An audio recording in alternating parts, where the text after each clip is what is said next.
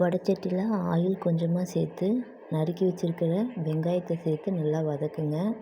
அதுக்கப்புறமா கழுவி க்ளீன் பண்ணி வச்சுருக்கிற கொத்தமல்லி இலையை சேர்த்து நல்லா வதக்கலாம். கொத்தமல்லி இலை பச்சை வாசனையெல்லாம் போயிடணும். அந்தளவுக்கு நல்லா வதக்கிடணும்.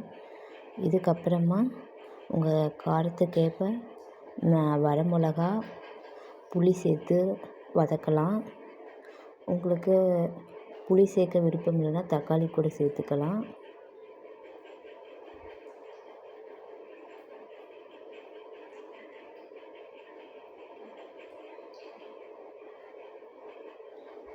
இது கூட கொஞ்சமாக உப்பும் சேர்த்து நல்லா வதக்கணும்.